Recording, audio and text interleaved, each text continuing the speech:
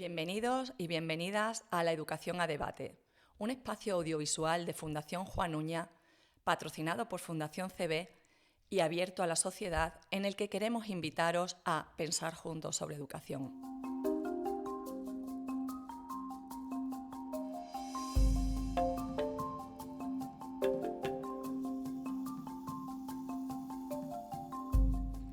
Pues hola a todos y todas, gracias por acompañarnos en este tercer programa de La Educación a Debate. Este proyecto nace con la intención clara de abrir un espacio riguroso de pensamiento y debate desde una mirada crítica, plural e independiente. Hoy nos centramos en la relación entre tecnología y educación en un momento marcado por la expansión acelerada de la inteligencia artificial. Esta relación está influenciada por titulares, modas pedagógicas, intereses económicos y posiciones ideológicas a veces muy polarizadas. Nuestra intención no es demonizar ni idealizar la tecnología, sino comprenderla haciendo un análisis de su uso desde un punto de vista ético, pedagógico, histórico, desde la experiencia real de los que estamos a pie de aula, ¿verdad? O a pie de educación. Consideramos que la educación es una tarea muy compleja y que cada etapa educativa o entorno social es diferente y condicionante. Ante un futuro incierto y complejo, es imprescindible pararse a pensar. ¿Qué estamos haciendo realmente cuando introducimos tecnología en las aulas? ¿Qué discursos dominan el debate público? ¿Y a quién beneficia este relato? Queremos deconstruir también los discursos simplistas o solucionistas sobre tecnología y educación, ofreciendo una visión crítica que ayude a la ciudadanía y haciendo un ejercicio de comunicación responsable, que es lo que verdaderamente pretende Fundación Juan Uña con este proyecto. Y bueno, para ello nos acompañan hoy voces expertas, comprometidas con la educación y el pensamiento crítico, personas que nos van a ofrecer una visión experta e independiente. Y paso a presentaros a nuestros invitados de hoy. En primer lugar, creíamos que era muy importante que estuviera alguien experto en filosofía en un programa como este, y tenemos a Víctor Bermúdez Torres, que es catedrático de filosofía en educación secundaria y profesor de filosofía en el Instituto Santa Eulalia de Mérida.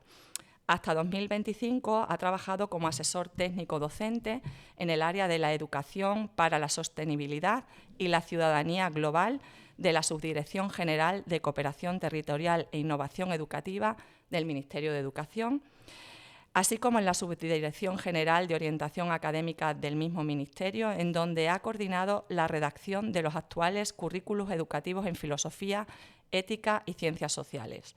Ha sido asesor y representante de España en la red de asesores de política educativa del Consejo de Europa, así como miembro electo del Consejo Escolar de Extremadura.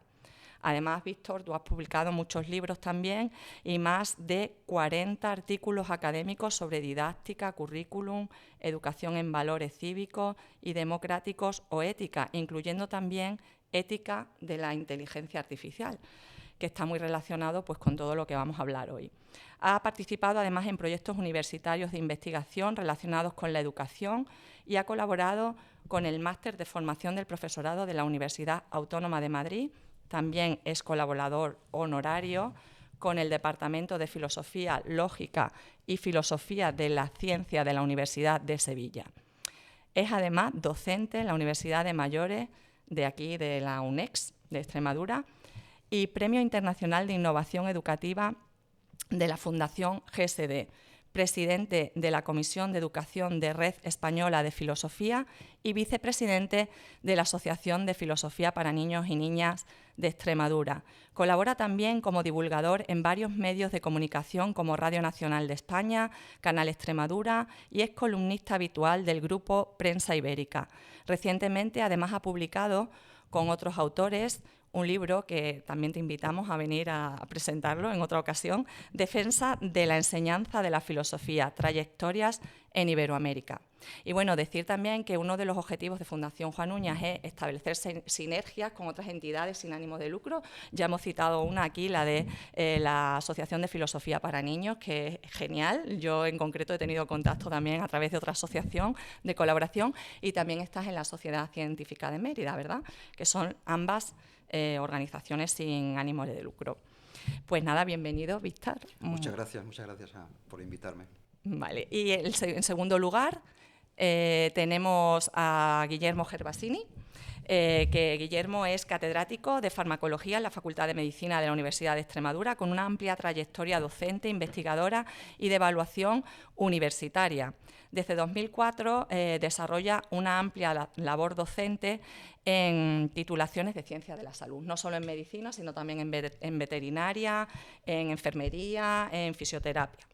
Participa de forma habitual en programas de posgrado y ha dirigido 7 tesis doctorales.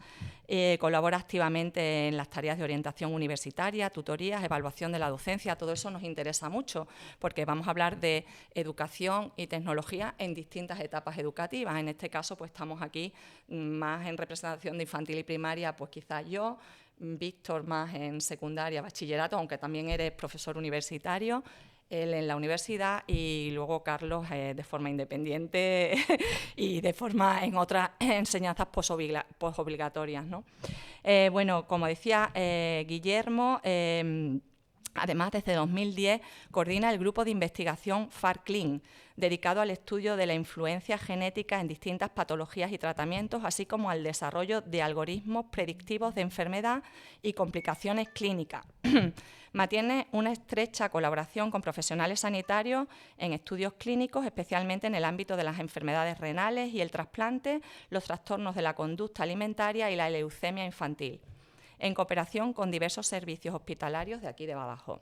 Además, ha publicado más de un centenar de artículos en revistas internacionales indexadas y colabora como evaluador de proyectos para agencias de investigación nacional e internacional, manteniendo acuerdos de investigación con organismos públicos, fundaciones y empresas. Y también es colaborador en organizaciones sin ánimo de lucro, como la Fundación Ortega Marañón de Madrid, que también tiene relación en parte con Fundación Juan Uña. Bienvenido. Muchas gracias por la invitación. Muchas gracias por estar aquí. Y bueno, y por último presento a nuestro invitado especial, que viene, bueno, especial porque viene también de fuera y bueno, pues es el que luego va a presentar también un libro, vamos a presentar posteriormente, Inteligencia Artificial y Educación, una relación con costuras. Nuestro invitado especial es Carlos Magro Mazo, profesional independiente en educación, innovación y políticas educativas, miembro del Consejo Asesor de Cuadernos de Pedagogía del colectivo DIME, del espacio de docentes innovadores Aula Blog y de la Asociación Espacios de Educación Superior. Fue director académico del Instituto Europeo de Diseño, director de innovación, gestor de comunicación y marketing y proyección institucional en la Escuela de Organización Industrial, director de la Oficina de Información Científica de la Fundación para el Conocimiento en Madrid y responsable del Programa de Cultura Científica de la Comunidad de Madrid. Además, Carlos pues, ha impartido formación en línea sobre identidad digital, competencias digitales, redes sociales, educación para el INTEF, para el Instituto Cervantes, para Telefónica Educación, para los centros de profesores y recursos, en fin, para muchas organizaciones, ¿no? Y bueno, pues también tiene su blog, Colabora Red, donde analiza un poco el impacto digital en las organizaciones. Y bueno, y además de todo esto, pues es licenciado en Física y en Geografía e Historia. Bienvenido, Carlos, muchas gracias por venir. Muchas gracias, Fátima, encantado. Bueno, y por último decir que también es coautor con Tiscar Lara, nada menos, del libro IA y Educación, una relación con costura, que vamos a presentar luego esta tarde como complemento a este ejercicio de debate y reflexión sobre tecnología y educación. Y bueno, Carlos, en primer lugar, pues darte la enhorabuena por el libro, a ti, a Tiscar, también a Pepe Cerezo por animaros a escribirlo, ¿verdad? Dentro de ese estupendo proyecto que se llama Digital Journey, creo que lo que pretende es hacer un laboratorio de ideas y que conecta mucho con la idea que tenemos nosotros aquí en Fundación Juan Uña de hacer debate y de pensar, ¿no? De repensar.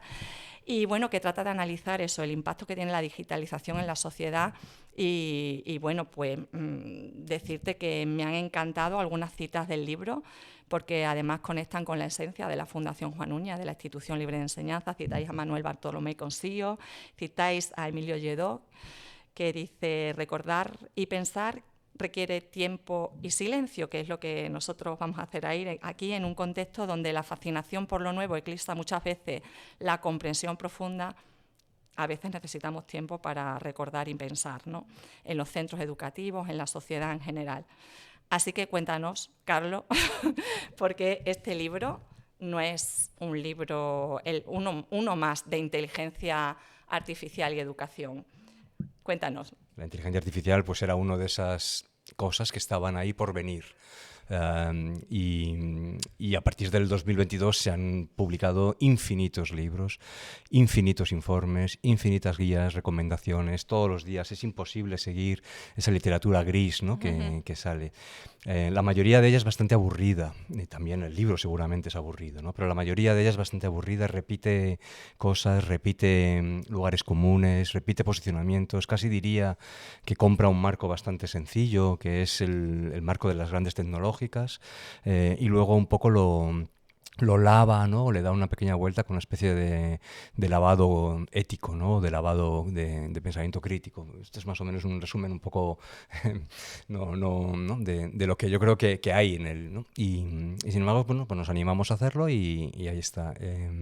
No es un libro académico, no es un libro tampoco muy técnico, no cubre todos los aspectos que puede tener la inteligencia artificial, nos centramos específicamente en la generativa, y ni siquiera cubre todo lo que la inteligencia artificial podría o las promesas que puede hacer en el mundo educativo. Nos centramos más en los procesos que tienen que ver con lo educativo, propiamente dicho.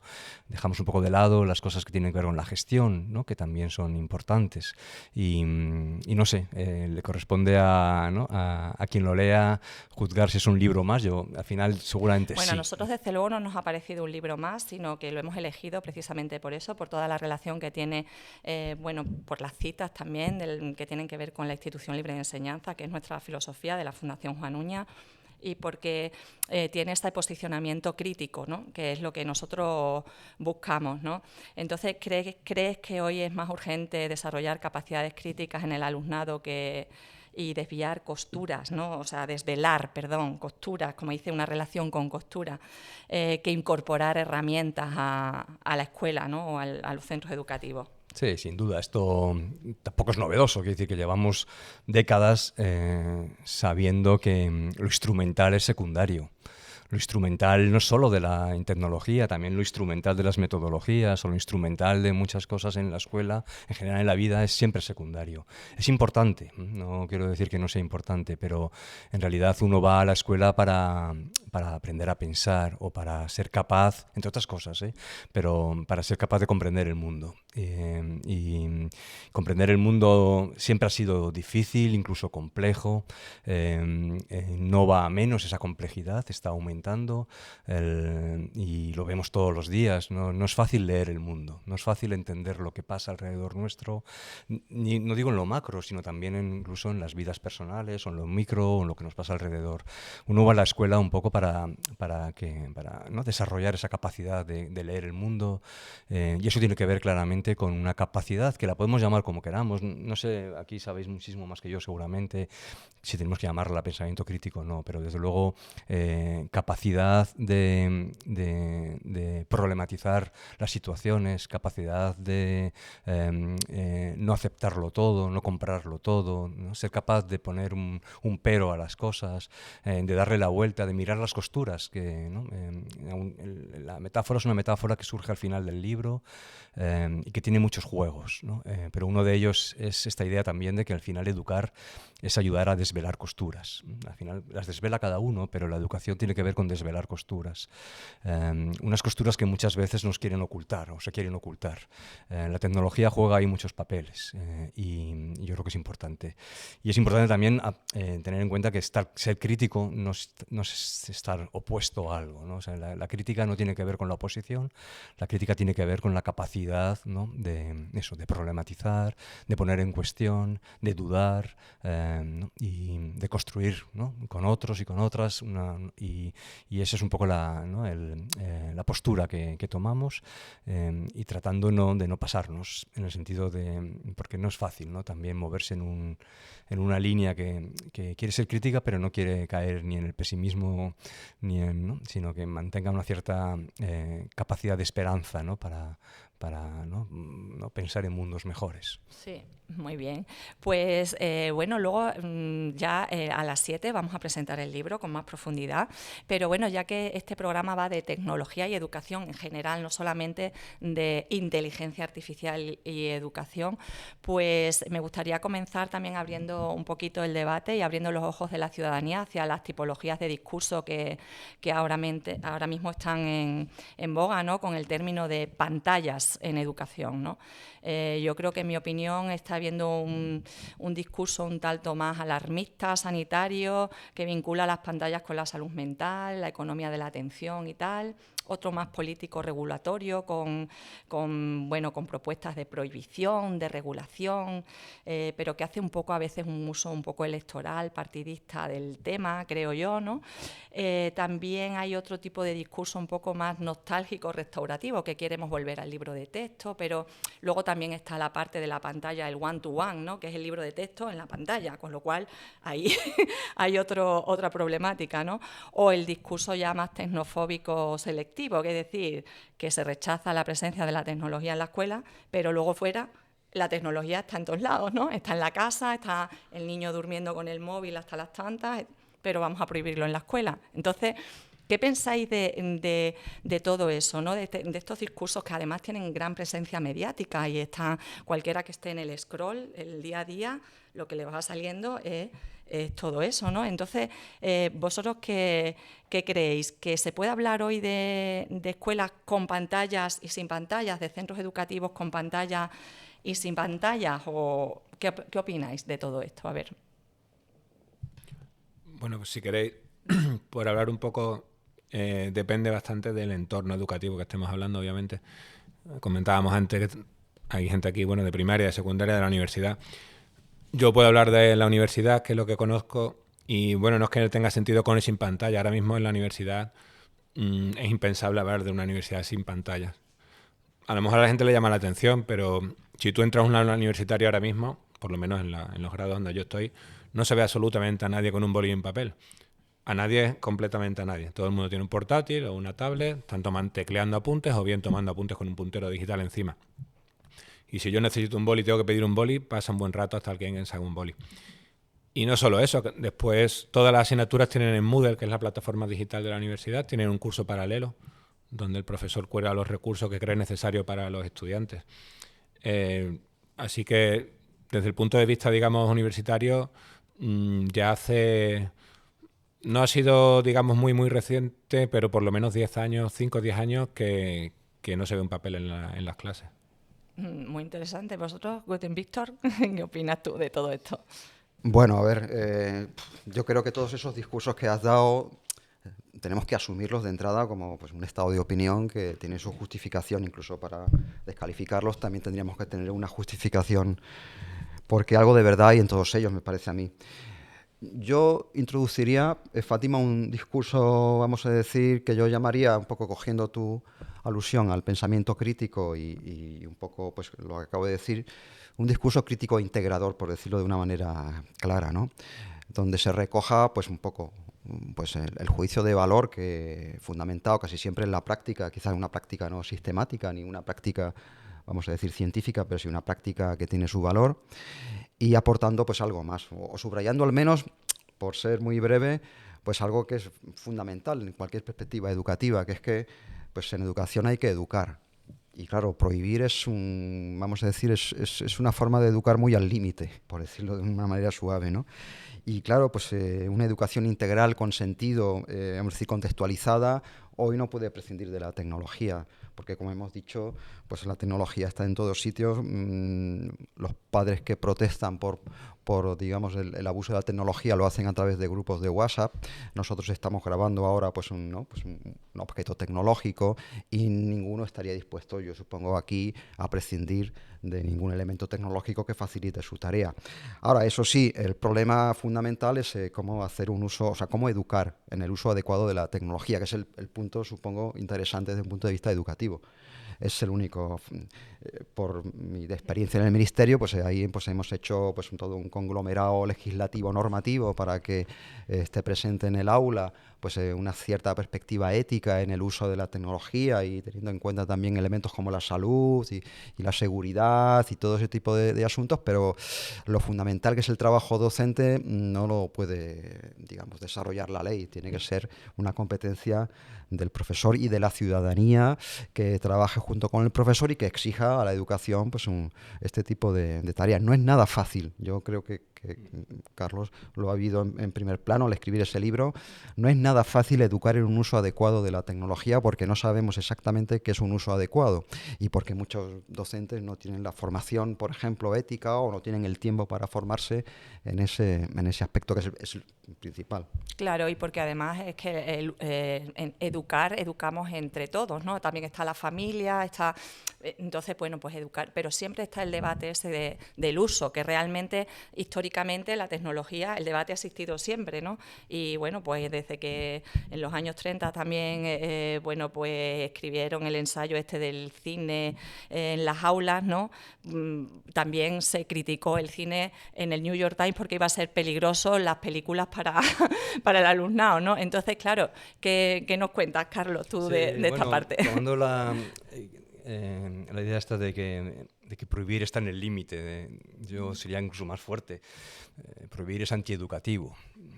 Regular no, pero prohibir es antieducativo, y prohibir en el contexto en el que estamos, el tipo de normativa que está saliendo, pues yo creo que ni educa ni protege. O sea, no hace ninguna de las dos cosas que pretende hacer. Ahora, es decir, que ahí hay un problema. Tenemos un problema de una sobrereacción, no digo por parte de quien tiene miedos o temores o desafíos personales, familiares. La sociedad, o sea, el miedo de la sociedad es genuino y hay que atenderlo, como decía Víctor. Pero ya es más sospechoso o resulta un poco más raro que toda una administración pública educativa no sea capaz de complejizar lo que está pasando ahí, no sea capaz de dar respuestas un poco más finas, más matizadas, más educadoras, ¿no? Y caiga en un poco este populismo de prohibimos o utilizamos medidas absurdas, ¿no? Como el número de horas o como si lo van a usar un niño y medio o 2 niños, ¿no? Que es, por ejemplo, la normativa que hay en la Comunidad de Madrid para la primaria. Es complejo, porque es muy complejo. De hecho, llevamos con esto muchos años y probablemente el problema que tenemos es que hemos confundido varias cosas. Es ineludible que eduquemos en tecnología. Esto es ineludible en este tipo de tecnologías, porque educar en tecnología también es una opción, ¿no? Porque en realidad el humano es tecnológico, desde el momento en que hace una herramienta para, ¿no? Aumentar sus capacidades, pues yo qué sé, para cortar la carne. Pero el tipo de tecnologías que tenemos ahora, que nos acompañan desde hace unas 3 o 4 décadas, son muy especiales y tienen mucha potencia. Y es imprescindible que eduquemos en tecnología. Y lo hemos llamado de muchas maneras y está en nuestra legislación desde hace al menos 2 o 3 décadas y lo hemos llamado competencia digital. No lo hemos hecho, por lo que sea. Porque es difícil, porque no sabemos cómo hacerlo, porque no sabemos a quién le corresponde, porque no hemos entendido bien el concepto de competencia. Por muchas razones no hemos educado en tecnología. Como no hemos educado en tecnología, estamos donde estamos probablemente. Y tenemos, no digo adolescentes, digo adultos de 30 y tantos años haciendo unos usos que, bueno, a mí se me caen a veces, ¿no? Digo, no me lo creo lo que estoy viendo, ¿no? Y son adultos de 30 y tantos años que no han sido educados en un uso de la tecnología, en comprender, ¿eh? Porque educar en tecnología no es una educación instrumental, nunca es instrumental, siempre es una educación problematizadora, crítica, que mira detrás, que busca efectivamente, como tú decías, que sigue, ¿no? Como dicen los americanos, la huella del dinero. ¿Quién está ganando? ¿Quién está perdiendo? ¿Qué está pasando? Luego, educar en tecnología es imprescindible, está en nuestra legislación.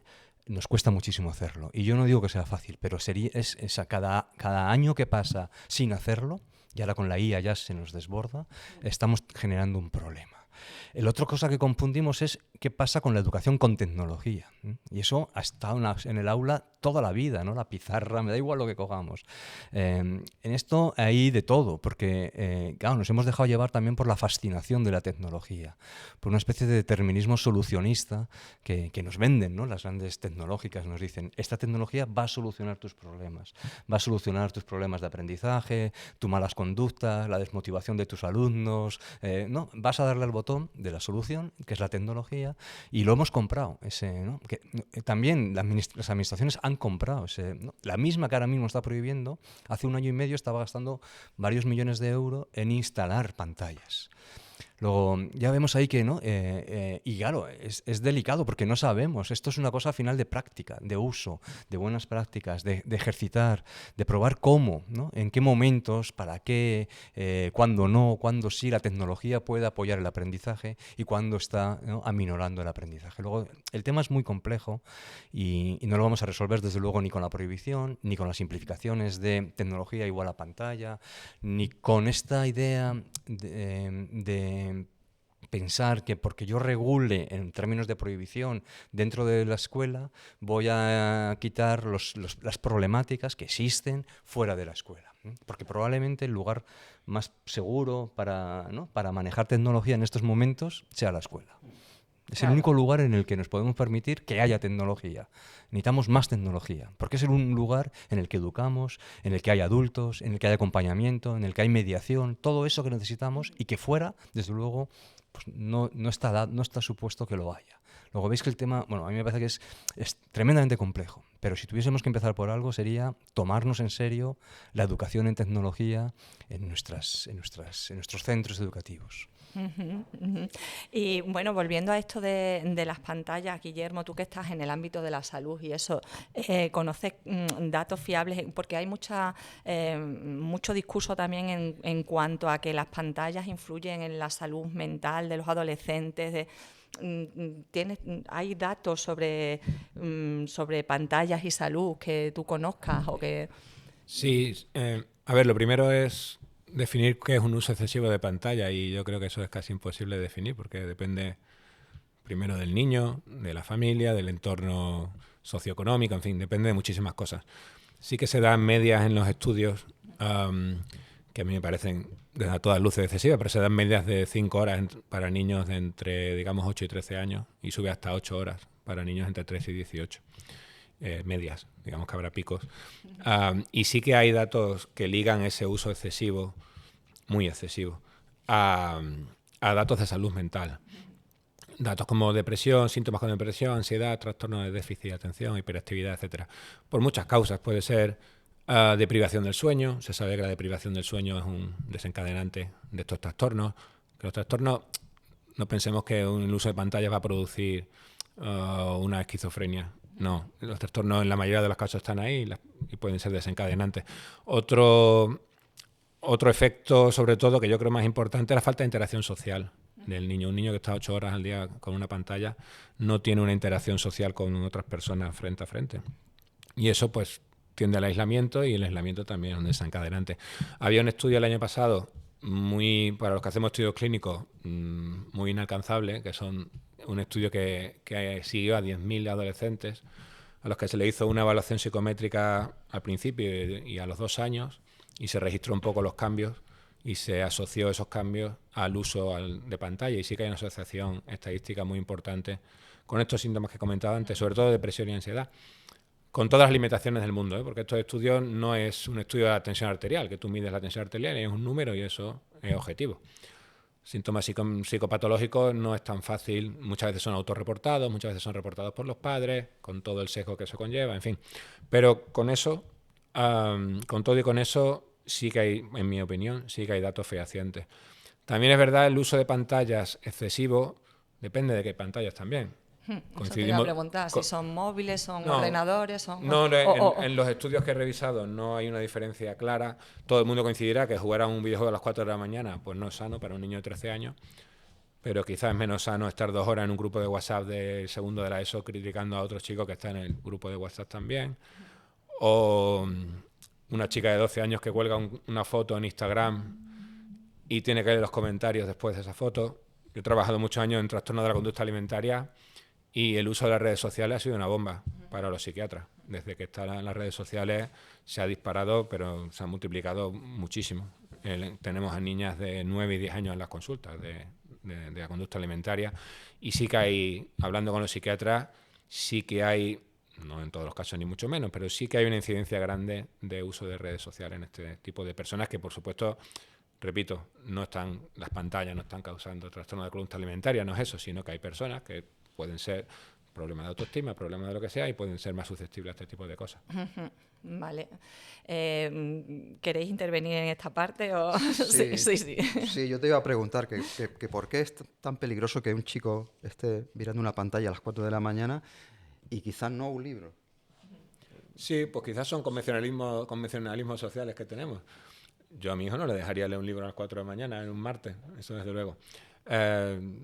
Sí, de verdad que es lo mismo que alguien que se descarga una película y que se descarga un libro, pues no está igual de visto en la sociedad, no lo sé por qué. De hecho, durante muchos años los padres perseguían la lectura esta. Sí, había ¿no? que ponerse con la linterna. Sí, había que ponerse Sí, una luz suplementaria oculta, sí. Yo no tengo no tengo ni idea en el sentido de que yo no estoy en el mundo de la salud y no lo sé. Trato de leer mucho sobre el tema porque me interesa especialmente, porque tiene mucho impacto. ¿Pero a las 4 de la mañana o...? Yo leo, pues sí, porque lo que tengo yo es un insomnio. Yo sé que te levantas a las 6. Claro, yo me levanto muy temprano. Yo soy madrugador, que está bien visto, que también tiene muchos problemas. Sí. Tiene muchos problemas, pero yo desgraciadamente soy madrugador porque me levanto, me despierto y... Bueno, el caso es que trato de leer porque creo que en el mundo educativo domina, en parte, en este ámbito, en este tema de las pantallas, un discurso, como tú decías, fundamentalmente que viene del mundo de la salud. Y son discursos distintos. No es lo mismo la mirada educativa. La mirada educativa está preocupada porque si ya pasa algo, yo quiero educar para que eso no pase o para corregir una conducta de una manera. O sea, la mirada educativa es una mirada más confiada. O sea, la mirada educativa no se puede construir desde la desconfianza, desde te voy a pillar, desde el castigo, ¿no? La mirada educativa es desde el cuidado, desde la confianza, desde el, ¿no? es desde el afecto. No tiene nada que ver con la mirada de la salud, que es importante, yo no quiero decir, pero ¿no? Yo me muevo en el mundo educativo y quiero ver las cosas desde ese punto de vista. El tema se mezclan de nuevo un montón de cosas, que si son las redes sociales con los suicidios y la depresión. Una idea. Esto es lo del Haidt, ¿no? El Jonathan Haidt, que es el que tiene este gran libro de la generación ansiosa, que es el que, ¿no? Es un boom, ¿no? Él vive de ese libro, ¿no? De hecho, gana millones por ese libro. Pero eso no tiene nada que ver con la escuela. Es decir, la relación posible entre redes sociales y depresión o suicidio no tiene nada que ver con la escuela. Esos mismos datos están muy cuestionados en el mundo académico. Si lees un poquito, te vas a encontrar con que no es evidente esa causalidad, ni siquiera la correlación. La correlación, como has dicho muy bien, no tiene por qué ser en un solo sentido, puede tener dos sentidos. Es decir, puede ser que personas que ya tienen un problema de base con un uso que podría ser de esto o del libro a las 4 de la mañana, desarrolle otro tipo de síntomas. Luego, la causalidad o la correlación no tiene por qué ser de la pantalla o de la tecnología hacia la enfermedad, sino que es más, lo estamos viendo que muchas veces es al revés. Es decir, que hay que tener en cuenta que es un campo, desde mi punto de vista científico, en disputa, que es normal. La historia de la ciencia está llena de campos en disputa, ¿no? de confrontación de paradigmas, de confrontación, porque es, como tú decías, es muy difícil. Eso son estudios que se autorresponden, no se pueden comprobar, a lo mejor las correlaciones son mínimas, pero quien quiere vender algo lo pone como algo con mucho más efecto. Es muy complejo. Por tanto, yo, si tuviese que tomar decisiones en el mundo educativo, que decirlo, hay que tenerlo en cuenta, hay que tener en cuenta la preocupación que genera en la sociedad y en la familia, pero creo que hay que hacerse otras preguntas. Hay que mirar debajo de la alfombra un poquito más. ¿Qué pantallas, qué usos, cuándo sí, cuándo no? Porque no podemos generalizar. Y bueno, quiero decir que también lo que estás diciendo tú, ¿qué hay debajo? Pues características de personalidad del niño o la niña que sea, en cuanto al número de horas que está haciendo. ¿Qué está haciendo? ¿Está jugando al ajedrez contra otra persona durante horas? O sea, no es lo mismo eso que estar viendo vídeos de personas que te quieren vender cosas o redes sociales o... Entonces, claro, me parece muy complejo todo. Si introducimos además la variable de salud mental y entramos en el ámbito de la psicología, de la psiquiatría, de todo este ámbito, vamos a decir, científico, pues entramos en un ámbito de debate pues enorme, y también un ámbito en el que, junto con el tema de la tecnología y la educación, pues la perspectiva histórica igual nos alumbra un poco, ¿no? Pues si hacemos un repaso desde los tiempos en que Platón denunciaba la escritura porque iba a provocar el efecto cognitivo tremendo de hacer que la gente se olvidara del conocimiento y se fiara a un objeto externo en lugar de tenerlo en la memoria, ¿no? El paso de la cultura oral a la cultura, vamos a decir, alfabetizada o escrita, hasta, pues he leído cosas por ahí hace ya mucho, bueno, pues de la época en la que, por ejemplo, se generalizó la imprenta, y de cómo eso generó pues un alarmismo. Igual que siempre hay un cambio tecnológico, se genera una alarma social que tiene implicaciones a todos los niveles, pero en este caso la gente también digamos que se tentaba la ropa porque pensaba que, en efecto, el que cada uno pudiera interpretar, gracias a que todo el mundo tuviera libros, por ejemplo la Biblia a su manera, o leer pues en lugar de atender a una autoridad central, pues iba a provocar, pues aparte de un estallido social y de una polarización política, y que sabemos que ocurrió y que llegó incluso al ámbito bélico, pues también pues un desorden, unos desórdenes mentales, unos desórdenes en la conducta social y moral de la sociedad, que iban a acabar poco más o menos con el mundo tal como era conocido, ¿no?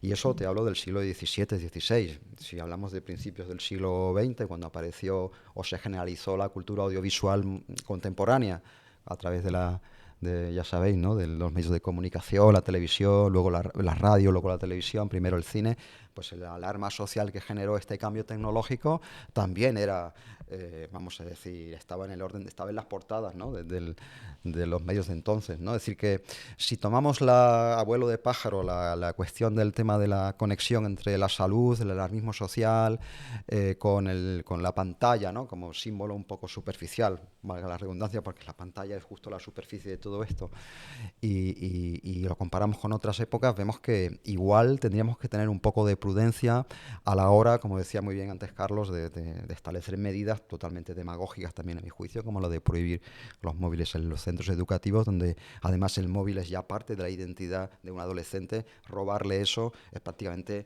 pues a mi juicio, es un ataque a la dignidad de una persona. Yo sé que por decir esto pues puedo tener problemas, ¿no? Pues porque hay una disciplina impuesta, etcétera, y hay muchos compañeros y muchos miembros de la comunidad educativa, también muchos padres, que están, por supuesto, a favor de que se prohíba el uso en el lugar, justamente, como decías tú, eso me ha encantado porque lo he pensado yo siempre, donde justamente más tienen que usarlo, porque es donde se puede educar su uso. Pues prohibirlo en la escuela, pues es con una condenación a que lo usen a las 4 de la mañana en la Yo calle. iba a introducir el bloque este de preguntas sobre historia, filosofía, que nos enseña la historia de la educación en cuanto a la relación tecnología y educación, pero ya habéis estado un poquito adelantando eso. No sé si ¿creéis que estamos perdiendo un poco en el control del proceso educativo con tanta tecnología, o qué pensáis sobre esto? Hombre, yo creo que en este caso estamos en una época de tránsito. Yo tengo esa impresión. Sobre esto yo no puedo traer aquí datos ni ningún estudio que pueda fundamentar la impresión, pero la impresión es que la escuela está, como decía antes Carlos, ¿no? Pues hay un impasse ante cualquier cambio tecnológico significativo. El de la inteligencia artificial es un cambio pues potencialmente muy grande, y tras ese impasse, e incluso antes de que llegue otra ola tecnológica, hay una adaptación en la que pues lo que vale sigue para adelante, lo que no. La escuela, la educación formal antes que la escuela, porque yo creo que la escuela podría cambiar y no la educación formal. Si es algo que va a tener que adaptarse, y que yo creo que está en proceso de adaptación. Ahora mismo no es ni una cosa ni la otra, es decir, ha perdido, a mi juicio, ha sido claramente sobrepasada por la circunstancia, por el fenómeno del uso masivo de los medios de información, por la hiperinformación, por ya la generación de información, que es la inteligencia artificial, que ya no solamente pues que te llegue información, sino que también se te ofrece una plataforma para generar automáticamente más información. La escuela está en este momento yo creo que es un poco sobrepasada, pero está claro que es un proceso, que es algo temporal, se acabará adaptándose. El problema es cómo. Yo aquí tengo una utopía y una distopía, y yo no sé por qué apostar o por qué apostarían las personas que nos escuchan. La distopía es que la escuela desaparezca realmente o sustancialmente y sea sustituida por procesos de formación más o menos individualizados, tutorizados por baratos, mucho más baratos, tutorizados por inteligencia artificial, más o menos supervisados por docentes y bueno, y un poco dirigidos por una especie de consorcio entre el Estado y las empresas, ¿no? Eso sería la educación pública adaptada, ¿no? Digamos, desde una perspectiva muy distópica. Y una escuela presencial que seguiría siendo quizás un objeto un poquito más de lujo o algo un poco más selectivo, más de élite.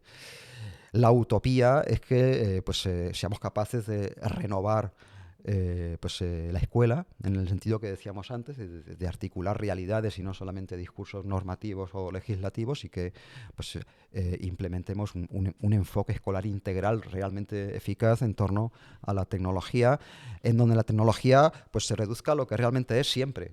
Da igual que sea la IA, da igual que sea la pizarra, da igual que sea el fuego, a ser un elemento instrumental, a ser una herramienta, que es lo que es por definición, y en donde el eje del escolar o el eje educativo sea una educación crítica, cívica, que en el fondo es lo que es la educación. Si pensamos en lo que es la educación, que yo creo que sería la clave, repensar siempre qué es la educación, es fácil resituar la inteligencia artificial en su sitio, más o menos. Luego hay muchas cosas de las que hablar, pero si la educación es lo que creo que todos pensamos que es, sería fácil domesticar esta ola que de momento rebasa a la institución educativa, que sigue siendo básicamente del siglo XIX y el siglo XX, para que retome las riendas y sea capaz de domar a la fiera y ponerla a su servicio, que yo creo que debe ser la utopía, al menos es lo que yo creo que debe ser la escuela. Yo espero que no sea, como he dicho distópicamente, un recuerdo del pasado y se imponga esa especie. Bueno, hay mucha tentación, desde el ámbito, vamos a decir. Sí, pero en eso de la distopía de que la escuela desaparezca, que estás diciendo, ¿no? Yo ahí sí veo como que dependiendo del nivel educativo o del tipo de educación que vayas a impartir, lo veo imposible. O sea, veo imposible porque están todas las plataformas, el discurso que hay de la educación más individualizada, toda dirigida por agentes o por plataformas o por empresas, ¿no?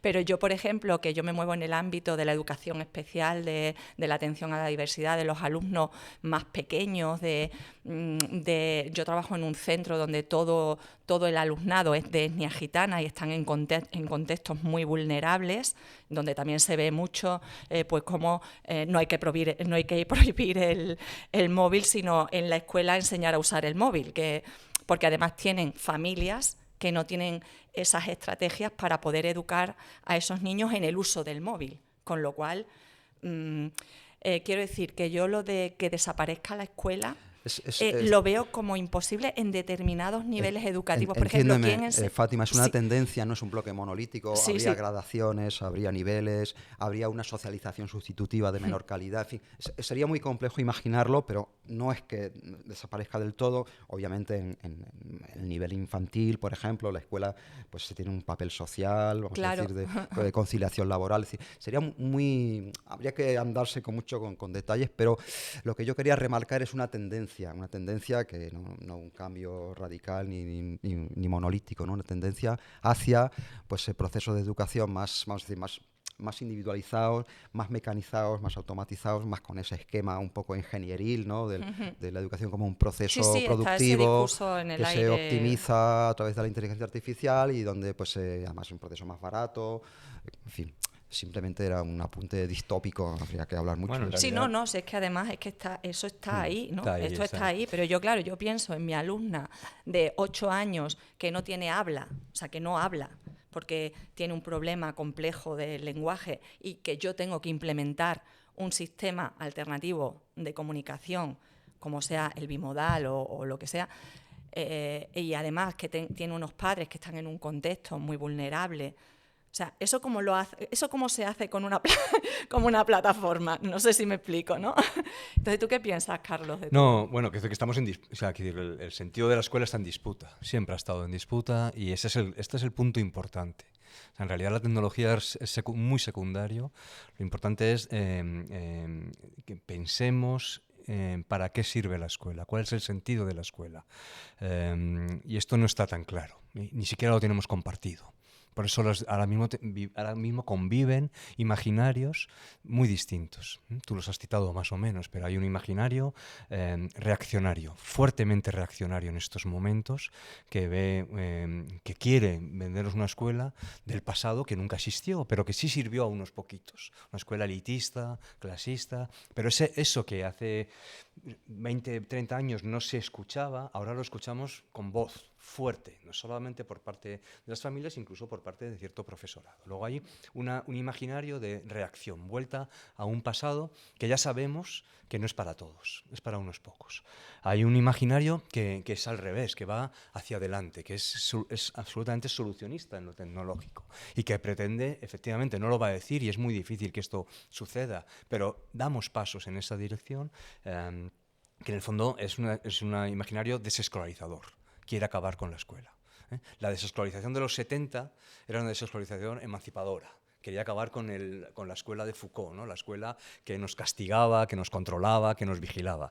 La desescolarización de ahora es una desescolarización tecnológica. Es la de Silicon Valley. Y esa está también ahí, ¿no? Y está presente. Argentina acaba de aprobar un decreto, o está en el debate, para poder hacer homeschooling. En Argentina, que hasta ahora estaba prohibido. Porque el homeschooling, que puede tener, ¿no? Sabemos lo que significa. Sabemos que las familias, ¿no? Es que dependiendo de tus recursos, de tu capital social, cultural, pues podrás tener, ¿no? Este es el debate en el que estamos, estos son dos polos que están ahí. Pero hay muchos otros imaginarios que están en disputa. Y en el medio está una escuela que es eficientista, es una escuela que busca los resultados y que además es individualista. Y esta es la que desgraciadamente más metida tenemos en los huesos todos. Porque todos en el fondo, y esto es muy difícil ¿no? Queremos lo mejor para nuestros hijos. Y eso significa pasar por encima de los demás. Por eso la escuela, el gran problema de la escuela es que no sea un proyecto común, por el procomún, o sea, común de todos y por el procomún. Y el sistema que tenemos en estos momentos es un sistema que diferencia. Incluso aparentemente estamos de acuerdo, y en el discurso, como decía Víctor, en el metadiscurso es una escuela democrática, reflexiva, crítica. En la realidad es que lo que yo quiero es que mi hijo salga con las mejores notas para poder entrar en la mejor universidad y tenga la mejor carrera profesional y esto nos diferencia mucho. Por ejemplo, la mirada sobre la escuela es muy diferente de la mirada sobre la salud hasta ahora, porque esto puede cambiar. Todos queremos una buena salud pública, porque todos sabemos que una salud pública buena es buena para todos. Luego empieza a haber, ¿no? Se empieza a romper por parte de políticos, pero yo sé que si invierten en un hospital público, todos lo sabemos, nos viene bien a todos. No es el mismo discurso el que tenemos en la escuela. De hecho, tenemos 3 redes, por no decir 4. Tenemos 3 redes. Esas 3 redes están en confrontación, hay competitividad. Que le vaya bien a mi hijo significa también que le vaya mal a otros. Y esto no lo decimos, pero lo pensamos o lo hacemos. Luego hay un problema por el sentido de la escuela. Y ahí está el origen, desde mi punto de vista, de las dificultades para entender cuál es el sentido de la escuela y el rol de la escuela en una sociedad compleja como la actual. Sociedad, por otro lado, por cierto, desigual, compleja tecnológicamente, geopolíticamente, ¿no? Pero es que no nos ponemos de acuerdo. A lo mejor ni siquiera nosotros 4 nos pondríamos de acuerdo. El problema muchas veces también es que se puede decir, es fácil, tenemos que cambiar un poco las tareas que mandamos. O el tipo de trabajo, leeros 100 años de soledad. Pues desgraciadamente el 95% de los chavales no se van a leer 100 años de soledad. El día antes del examen del libro, que también había que preguntarse si hay que hacer un examen de un libro. Sí, seguro. Pues se meten en la IA, les da el resumen, les da el perfil de los personajes, les da un final alternativo y le dice por qué le gusta el libro a un niño de 15 años y todo eso. Pues que a lo mejor no es la manera de evaluar, pero yo comprendo que es mucho más fácil decirlo que hacerlo, porque las ratios de las aulas son las que son, los programas hay que cumplirlos, etcétera, etcétera. Pero sí que es verdad que deberemos adaptarnos nosotros también al sistema educativo, y desde la universidad se está intentando hacer, hay una promoción bastante importante del tema por parte de la universidad, concursos de formación, etcétera, etcétera, para intentar meter otras herramientas de evaluación. Pero claro, eso por una parte, por la otra parte te exigen acabar los programas. Yo tengo 150 alumnos en una clase, no me puedo poner a discutir con un alumno que está en un caso clínico a ver si ese alumno es capaz de discernir o no, que sería lo suyo, medir cosas intangibles. Porque ahí es donde falla la IA. La IA las cosas que no se pueden medir, ahí no responde tan bien como con los datos. Entonces, no todo es la evaluación de un dato, de algo que se pueda medir. Lo que me toca a mí, que es medicina, tenemos una crisis grande en medicina porque los chavales que tenemos, que objetivamente son los mejores, entre comillas, académicamente por notas, digamos, pero después vemos que habilidades sociales, muchos de ellos no llegamos, y la capacidad de razonamiento muchas veces no tiene que ver con el 14 que han sacado en selectividad. Tú les pones delante de un caso clínico y ahí la IA, pues desgraciadamente, cuando tú estás en la consulta no te va a ayudar. Entonces, quizás nos falta todavía un poco, por lo menos desde yo conozco, adaptarnos a la realidad que estamos viviendo todavía. ¿Qué pensáis vosotros, Carlos? Muchas cosas, pero es que has lanzado muchos temas, pero el primero, yo diría, el pecado de nuestro modelo educativo de formación inicial, pero que lo prolongo hasta el grado, por lo menos, por no decir el máster, es que es un modelo orientado al resultado, tremendamente orientado al resultado. Al resultado, a la nota, a la calificación, a la certificación, al título, como queráis llamarlo. Este es el gran pecado. Yo no digo que no sea importante. Y desde luego, yo no, si estamos en medicina, me parece importante. Tengo más dudas ya en toda la secundaria. Yo, por ejemplo, soy de los que eliminaría, sin duda, el título de secundaria. Eliminar el título. En otros países, en muchos países pero no existe, pero no solucionaría nada, solamente por eliminar el título. Lo que quiero decir es que tenemos tan metido dentro de nuestra subjetividad como sociedad que lo importante es el resultado, que cuando llega una tecnología que está precisamente orientada a darnos resultados rapidísimos, además, es una especie de tormenta perfecta, que es un poco otra metáfora que me gusta utilizar. Y este es el gran problema. Si estuviésemos centrados, como decimos, porque es el doble discurso, aunque llevamos años diciendo, lo importante es el proceso, lo importante es aprender, lo importante es evaluar, no para valorar, ni calificar, ni ordenar, lo importante es evaluar para mejorar el aprendizaje de las personas, para decir dónde tienen que estar, ¿no? Este es el proceso. Lo que es la evaluación formativa, la vida, evaluación para el aprendizaje. Hay literatura sí, que ya aburre, que es vieja, que tiene 40 años, sabemos muchísimo de cómo hay que hacerlo, los procesos que tienen que ver con la metacognición, con la reflexión, abrir la evaluación también porque hay otros actores, la autoevaluación. Hay un montón de cosas que sabemos y que los profesores utilizan, no sí, quiero sí, decir sí. que no, utilizan y cada vez más. Y Pero al final hay un tema que es calificar. Y el examen, que puede ser un instrumento riquísimo, yo no estoy en contra, el problema que tiene es que es el único instrumento en muchos casos y es un instrumento calificador, certificador o sancionador. Es decir, es el resultado. Y este es el gran problema que tenemos. Entonces, bueno, eso es lo que tenemos que pensar y tiene que ver con el sentido de la escuela, al menos de la secundaria obligatoria. ¿Para qué estamos allí? Claro, no estamos allí, ¿no? Y yo creo que esto se prolonga. Claro, cuando llega la IA con la evaluación, pues se nos rompen todos los esquemas. Efectivamente, nos pone contra un espejo. A mí, el miedo que me da es que, claro, puede ser una palanca para que cambiemos por fin la evaluación. Yo no creo que eso pase. Sinceramente, creo que lo que va a hacer es reforzar más lo peor de la evaluación que teníamos. ¿Tú crees? Sí, porque, por ejemplo, ¿qué es lo que menos se ve afectado? El examen presencial y en el aula. Es lo que menos se ve afectado. Entonces, los trabajos, los proyectos, el leértelo en casa, que sabíamos que nadie lo leía, pero que es muy importante, porque ¿por qué los profesores siguen insistiendo en que lean en casa y escriban en casa?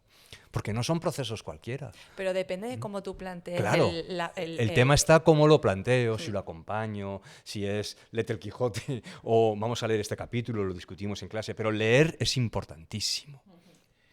¿No? Y bueno, tú sabes más, te dedicas a eso. Ya. Yo te iba a decir que incluso los exámenes, una de las preocupaciones de mis compañeros, que sabéis que somos todos, yo también un poco por defecto, en algún caso es imprescindible o casi imprescindible porque tienes que preparar a los chicos para un examen como el de la PAU, por ejemplo, ¿no?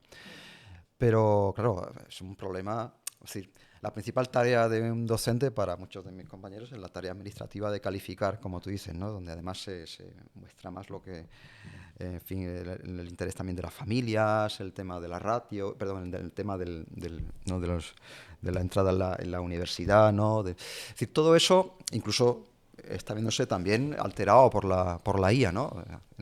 En mi centro, por ejemplo, bueno, pues se han puesto, no sé si de moda, pero sí sabemos ya que se utilizan métodos casi FSI, de ¿no? de la KGB, ¿no? ¿no? Para unos pinganillos Claro, invisibles, claro. unas cámaras microscópicas. Es decir, en cualquier caso, yo creo, soy también un poco pesimista, creo en general que hay una obsesión por la evaluación, no ya solo por la calificación, que sería un poco la punta del iceberg, sino por la evaluación, que además está en la raíz de toda la concepción educativa de nuestro entorno, incluso europeo. La educación por competencias es cierto que nace por una parte de la raíz un poco, vamos a decir, de innovación educativa, que es toda la parte un poco que promueve la UNESCO, pero por otra parte nace del interés de la OCDE por establecer unas pautas de evaluación internacionales. Tiene dos padres. Es decir, que en efecto, ¿no? Entonces, claro, esa parte está ahí y no ha dejado de crecer. Y de hecho, en gran medida, la inteligencia artificial se ha puesto también al servicio de esa acumulación de datos y de esa conversión de la educación en una producción constante de datos. De datos que además son muy valiosos, no solamente desde un punto de vista educativo, sino también desde un punto de vista comercial o económico. La producción de datos, desde cuanto antes mejor, pues es algo que es muy, muy útil en muchos sentidos, que no tienen nada que ver con la educación, tal como lo que hemos entendido aquí por educación, al menos así en principio. Yo iría más allá de lo que decías un poco tú, digamos, de la calificación. Yo creo que la evaluación y el aprendizaje no son siempre procesos que se complementen bien, incluso pueden ser a veces procesos antagónicos. Es difícil a veces educarse sabiendo que estás inmerso en un proceso cuya principal función es la evaluación, o incluso una evaluación omnipresente, que es lo que viene un poco a imponer, ¿no? La innovación o los marcos educativos innovadores de hoy, que es una evaluación no solamente del resultado, sino encima también del proceso. ¿Qué es lo que falta por evaluar? La obsesión por evaluar tiende a querer evaluarlo todo. Desde el guiño que hace el chico a otro compañero para ver qué significa, a ver si no hay ahí pues una conducta anómala, una conducta sospechosa, hasta cualquier, digamos, anomalía de la personalidad o cualquier gesto que se dé social en la clase, cualquier cosa que por presencia o por ausencia tenga relevancia educativa, que en un contexto de educación integral puede ser todo. Es decir, que la obsesión por la evaluación, a mi juicio, puede bloquear el aprendizaje de un alumno y también puede bloquear el trabajo de un profesor. Si tú estás pues constantemente pendiente de que todo tu trabajo hacia el aprendizaje de alguien pues va a ser, no solamente va a tener que tener en cuenta cada elemento de ese proceso para evaluarlo posteriormente, sino que tu propio trabajo como docente también va a ser evaluado, pues a mi juicio eso bloquea un proceso que en gran medida me parece que está desconectándose. Ya sé que esto es un poco antitecnológico, pero del movimiento natural de un ser humano por aprender, es decir, por adquirir información, porque con ello va a poder desenvolverse mejor en el entorno y va a poder comprenderse mejor y va a poder vivir mejor. Todo eso que tiene mucho que ver con la motivación real de un alumno o una alumna para aprender. La motivación intrínseca, claro. Está siendo, a mi juicio, sepultado por toneladas y toneladas de elementos que tienen que ver con una evaluación que, insisto, yo no quiero focalizarla en el examen. Me parece que el examen no es una buena estrategia en general, al menos en ciertas materias o en ciertos ámbitos educativos. Muy pocas veces es efectivo. Lo sabemos todos porque todos hemos hecho exámenes y hemos olvidado al rato lo que... Pero es que tampoco la opción de evaluar los procesos y evaluar es decir, de evaluarlo todo, me parece que sea necesariamente algo que favorezca el aprendizaje. En efecto, va en la línea de concebir la educación como un proceso productivo, fundamentalmente productivo, que al final espera resultados, no solamente al final, sino también durante el proceso, para que no se escape nada en la cadena de montaje y todo esté, pues vamos a decir, fiscalizado de forma lo más eficaz posible y optimizado para que no se pierda ningún recurso, para que ningún talento se desperdicie, porque hace falta. A mi juicio eso mata el proceso educativo natural y pierde de vista que hay una curiosidad, lo decía Aristóteles, ¿no? Es decir, el hombre por naturaleza desea conocer, desea saber. Sí, mira, yo sé que eso suena muy ingenuo, pero ¿Por Bueno, qué no vamos a perder? yo es que ¿Por qué vamos a perderlo de vista? tiendo a pensar la evaluación como la otra cara de la enseñanza. Entonces, a lo mejor mi concepto de evaluación es el que a lo mejor tú estás manejando como el de enseñanza, ¿no? O sea, yo no concibo la enseñanza, o sea, cuando yo enseño ese proceso de enseñanza, estoy acompañando un proceso de aprendizaje, luego pasará lo que pase, y esa es la evaluación que yo estoy pensando, que no tiene que ver tanto con medir, ver lo que pasa, ¿no? Pero entiendo lo que dices porque la mala interpretación de la enseñanza por competencias lo hemos interpretado en muchos casos como una ¿no? Una microvaloración de todo. ¿No? O sea, esa gran competencia que luego ¿no? vamos desfragmentando en competencias específicas, cada vez tiene sus... Y al final estamos evaluándolo, fijaros, acordaos de la 11, ¿no? Todo, ¿no? Esto es un poco esta obsesión por medirlo todo en el proceso, que efectivamente mata cualquier ¿no? Espíritu de curiosidad. Pero cuando llega la IA, en el ámbito universitario, por ejemplo, norteamericano, que manejan mucho lo del ensayo, ¿no? Escribir un ensayo sobre algo. Esta es una pieza fundamental, que yo creo que es fundamental también, o sea, es que eso es importante. Entonces empezaron a pensar, ¿y qué hacemos con el ensayo? ¿Qué hacemos con el ensayo? Que no queremos renunciar al ensayo, porque el ensayo da, ¿no? Una serie de habilidades, se demuestra una capacidad analítica. Entonces, ¿cómo hacemos para evaluar un ensayo que no sé si está hecho con IA o no está hecho con IA? Pues evaluemos el proceso. Entonces empezaron a pedir a los estudiantes que escribieran sus ensayos, una especie de, imaginaos un Google, un documento de Google abierto, con el corrector de revisiones abierto, y me entregas al profesor, que es impensable, ¿no? Me entregas al profesor todo tu histórico de cómo has ido escribiendo ese documento, lo que has escrito, lo que has borrado, lo que has copiado, el histórico entero de la producción. Esto es una locura. Y desde el punto de vista, es lo que tú estás diciendo, una especie de panóptico, ¿no? Del proceso, que mata el proceso creativo, el proceso de reflexión, el proceso de pensamiento. Pero está sobre la mesa y hay gente que lo está haciendo. Como no sé el producto final, si lo ha hecho una IA o no, pues quiero que me pases todo el histórico de revisiones de tu documento de Google, a ver si...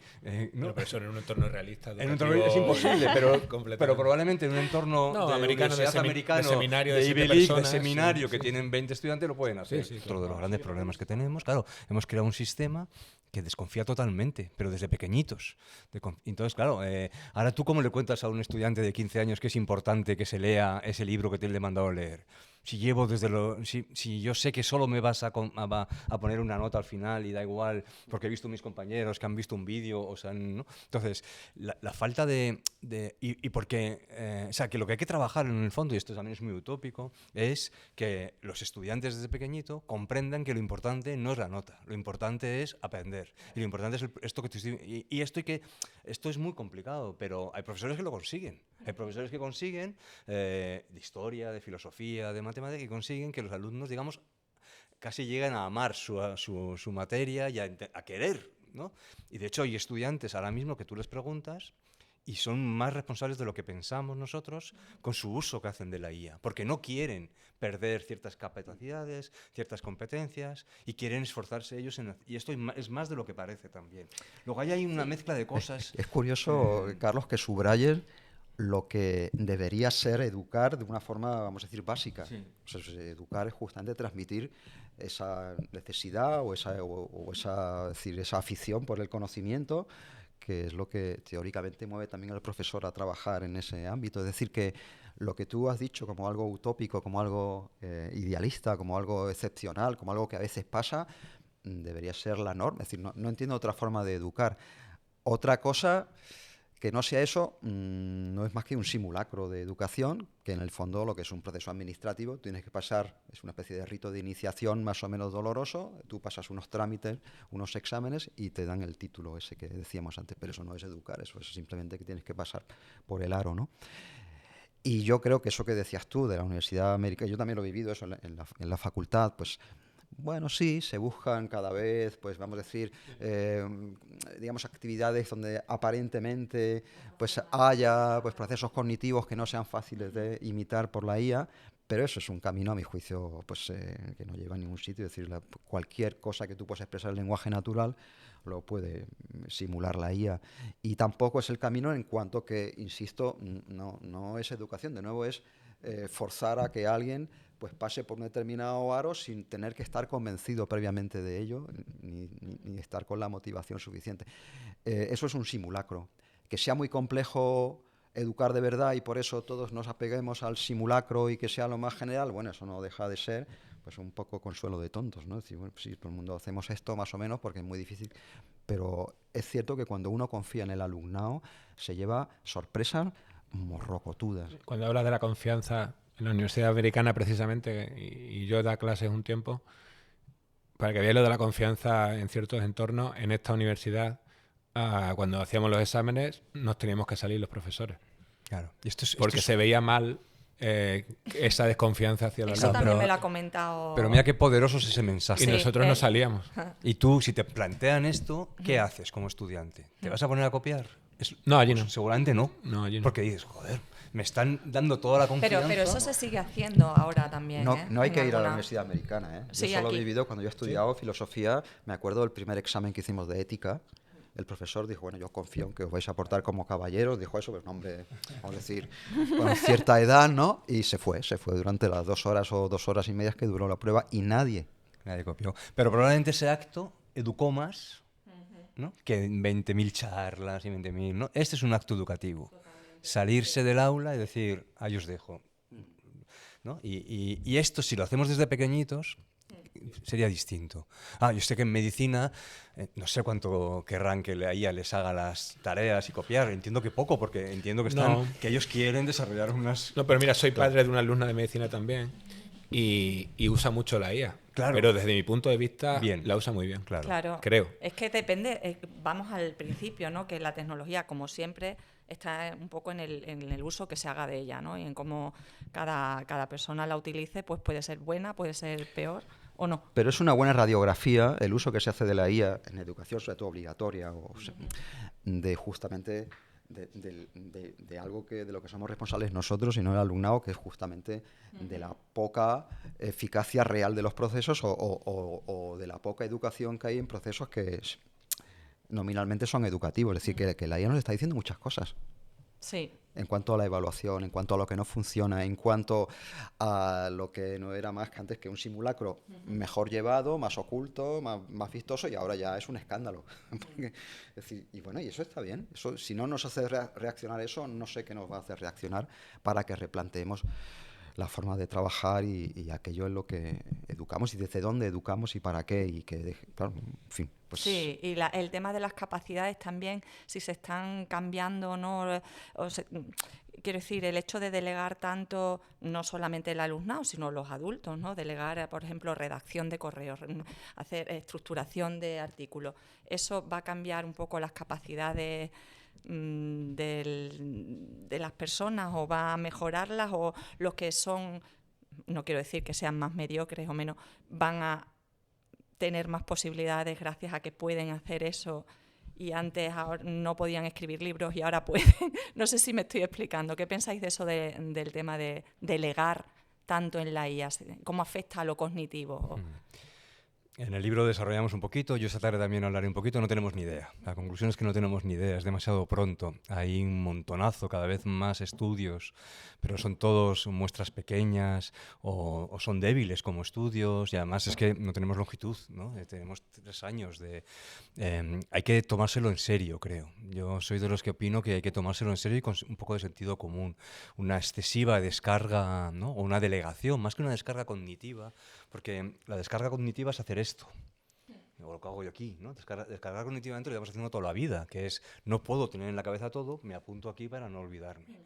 Entonces, bueno, este no es tanto el problema es, ¿no?, la delegación total, ¿no? El delegar el pensamiento, el delegar el razonamiento, en algunos momentos claro, no lo mismo un estudiante de medicina que un estudiante de tercero de la ESO o de segundo de la ESO, que tiene que estar desarrollando una serie de habilidades que tienen que ver con el pensamiento analítico, con la lectura crítica, con la capacidad de quinto, sexto de primaria, sí, porque por supuesto. está ahí ya. Entonces, o sea, eso... hay momentos en los que esos procesos son fundacionales y son importantísimos. Si buscamos el atajo tecnológico, porque, claro, estamos con el pecado de que yo sé que el profe me va a valorar al final el resultado.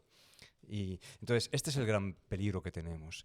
A medio o largo plazo, ¿qué va a pasar? No sabemos, porque no tenemos suficiente perspectiva hay mucho estudio en estos momentos que ya empieza, que nos dan un poco pistas.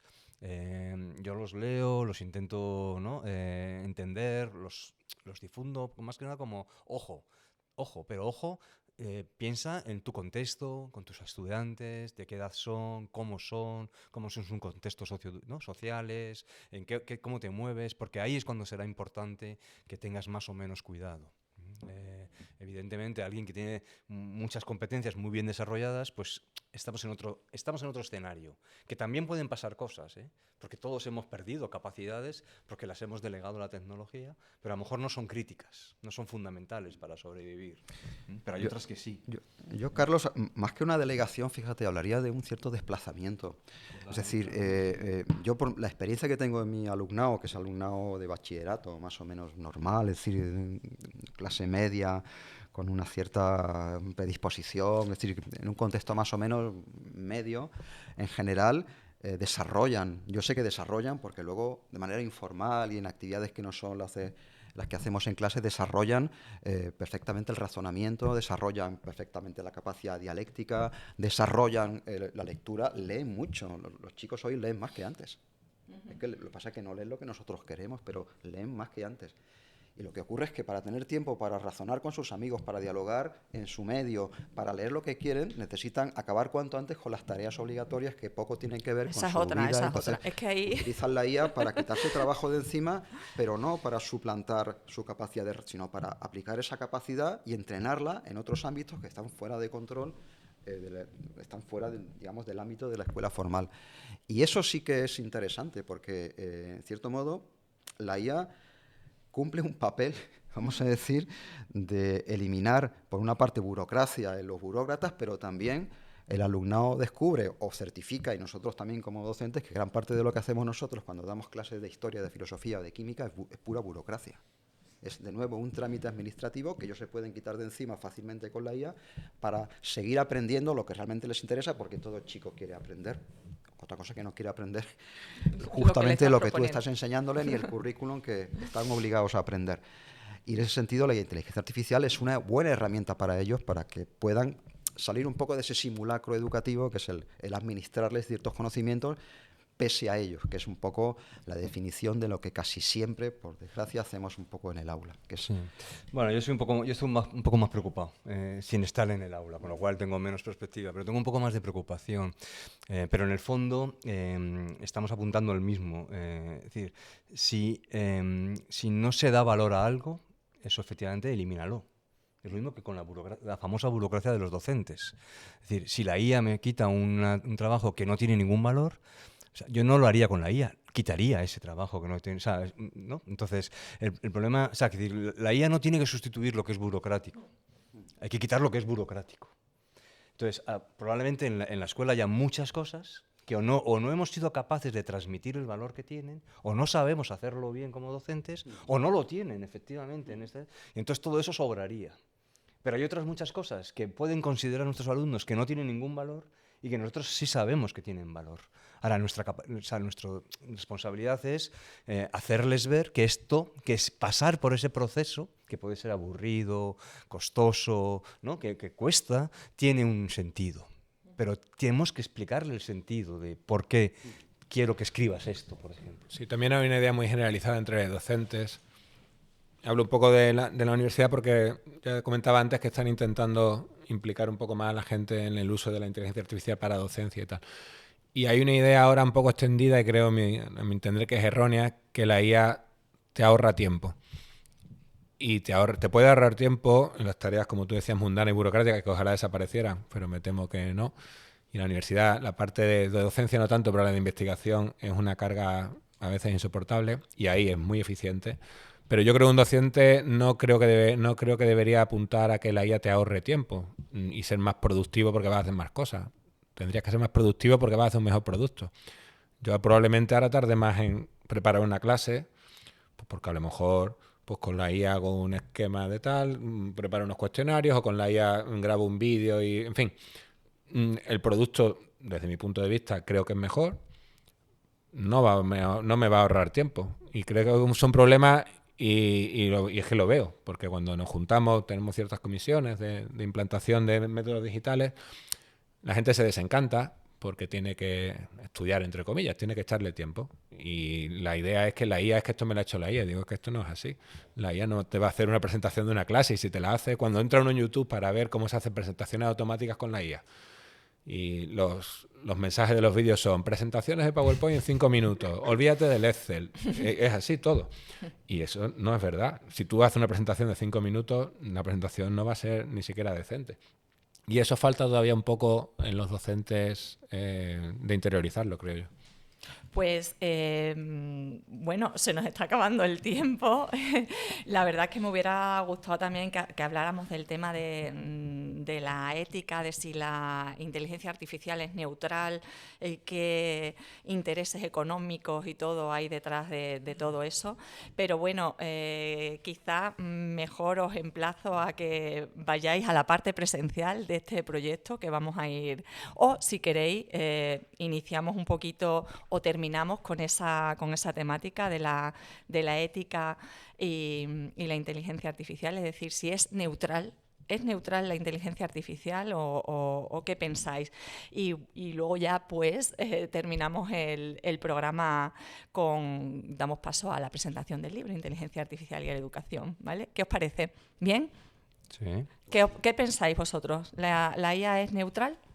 Bueno, esto es evidente que no, ninguna tecnología es neutral, está cargadísima de valores, no solo de sesgos y cosas, sino también de valores, de intereses. Y esto, que lo decimos así como si lo supiéramos todos, no, convendría repetirlo muchas veces. Es más, yo cuando ya no puedo soportar leer, ¿no? Hagamos un uso ético y responsable la IA hace muchas cosas, pero hay que hacer un uso responsable y ético. Me parece que estamos constantemente haciendo esto que decía antes, una especie de blanqueamiento de algo que en sí mismo es profundamente antiético en estos momentos por quien está desarrollado, ¿no? Por eso lo importante sería también discutir si somos capaces de imaginar otras tecnologías, otras IAs desarrolladas por otros agentes, con otros, a lo mejor no músculo. La IA actual, esta generativa, es puro músculo, es decir, es consumo de recursos medioambientales, de agua, es beneficio millonario, es una burbuja en estos momentos económica que está a punto de explotar, es explotación laboral, es guerras en países que tienen tierras raras, es decir, que podemos usarla, yo no voy a ponerme aquí el más, pero la IAs que manejamos la mayoría de nosotros no tienen nada de ético. Podemos usarlas, podemos hacer un uso más o menos bueno, podemos ser conscientes y no usarlas para hacer tonterías, ¿no? Podemos hacer muchas cosas. Pero eso no se les está explicando tampoco a los alumnos, ¿no? Eso no se lo está explicando porque es como que o lo damos por supuesto o es como fastidiar la fiesta. Es como ya viene otra vez a contarnos ¿no? que hay un problema ecológico detrás grandísimo. Las personas que están filtrando, sobre todo al principio, que estaban entrenando los modelos grandes de IA, estaban cobrando $1 al día, estaban viendo cosas que no tiene que ver ningún ser humano y estaban en situaciones de explotación laboral. Y nosotros aquí estamos usándola para hacer gatitos o hacer memes. Entonces, las guerras que hay en África, las guerras que hay en Latinoamérica, tienen que ver con la lucha por los recursos. El que pongamos en medio de Zaragoza, del desierto, un gran lugar para almacenar datos que va a consumir el agua que Zaragoza necesita tiene que ver con todo esto. Entonces, claro, esto pasa que es como que es fastidioso, ¿no? Es otra vez a decir lo de siempre. No nos dejas comprar por Amazon, no nos dejas pedir en el delivery, no nos fastidias cada uno tenemos la capacidad que tenemos individualmente, pero colectivamente deberíamos alzar un poquito más la voz. Insisto, podemos hacer usos muy interesantes, pero tenemos que asumir que tiene mucho coste, que tiene muy poco de ético.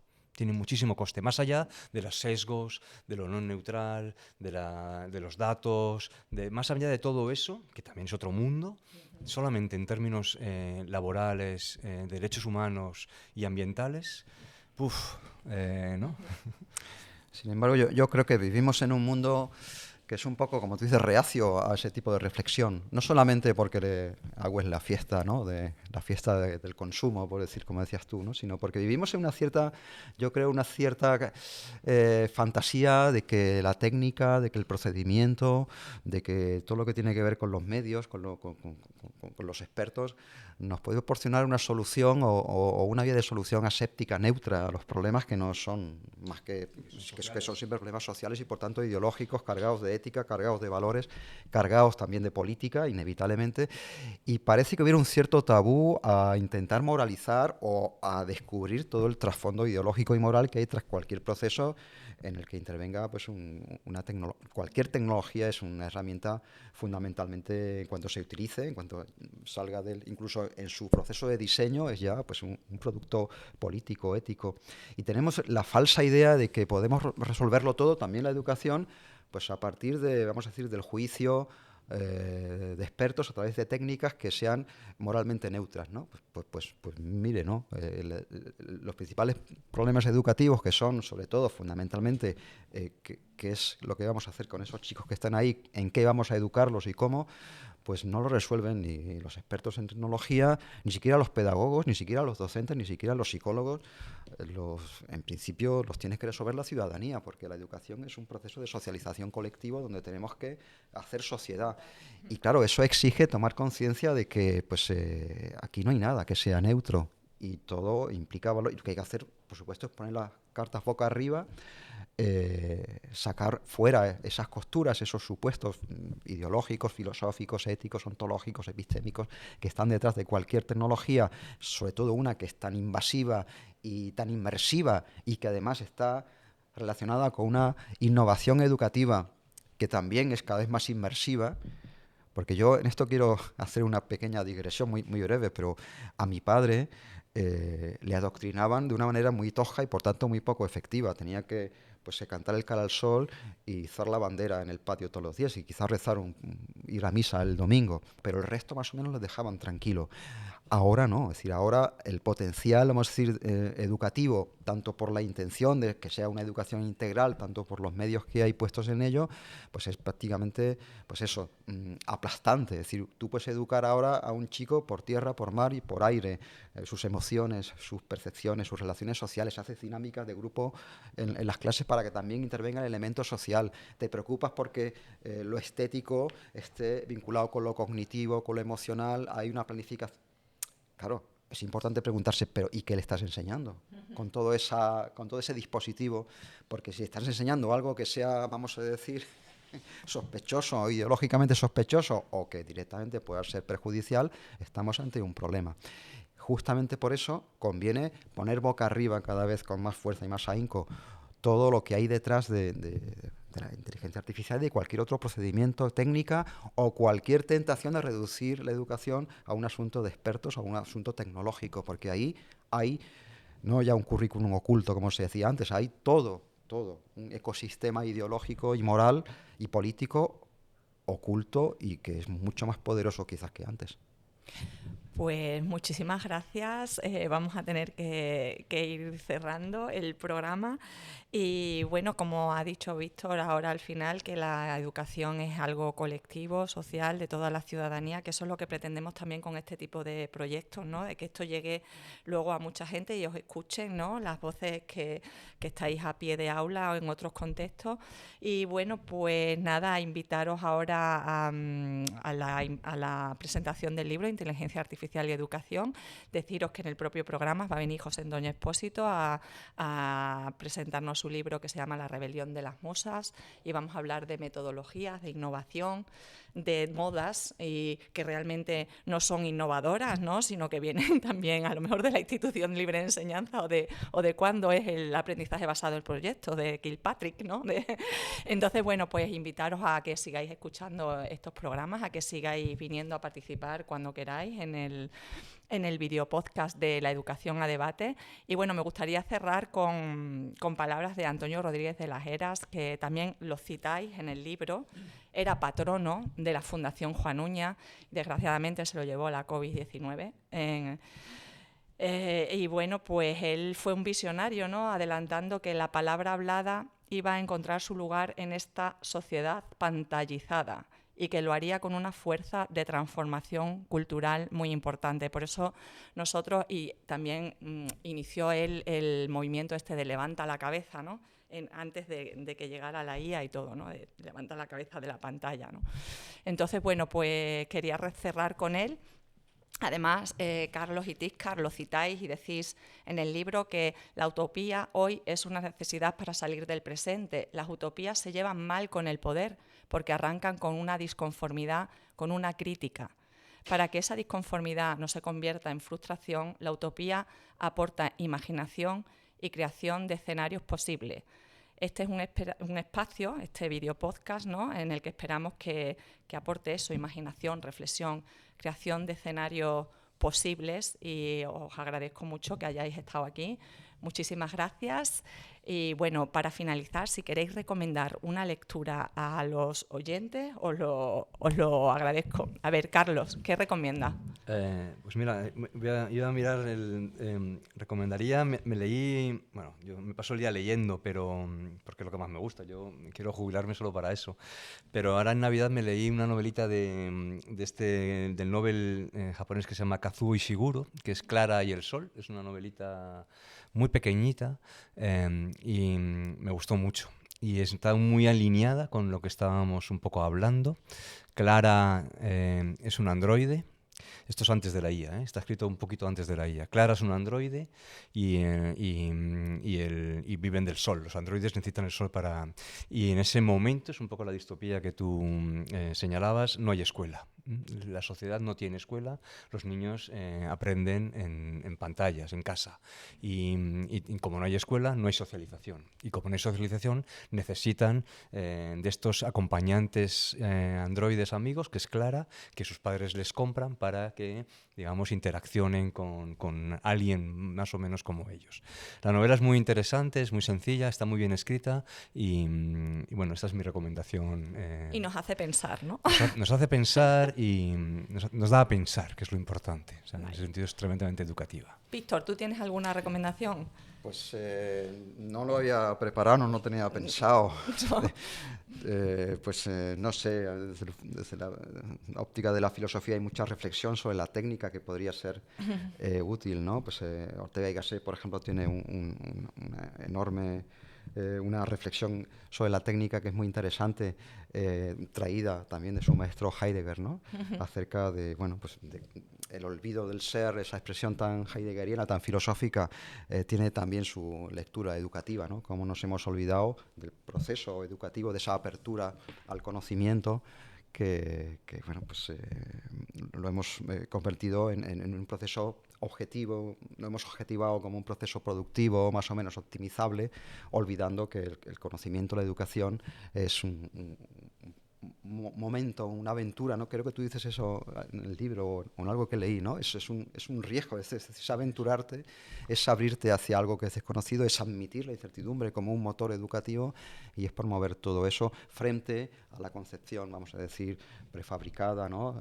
Tecnologizada de concebirlo como una mera producción de algo prediseñado, cuyo proceso se va midiendo en cada paso si vamos por buen camino y al final pues se busca un producto que ya está un poco previsto. Pues leer a Heidegger, leer a Ortega, esa reflexión sobre la técnica me parece pues un buen ejercicio. Pues muchas gracias, me lo apunto. Guillermo, ¿algún consejo, alguna lectura? ¿Tienes pensado por ahí? No, pensado no tenía nada.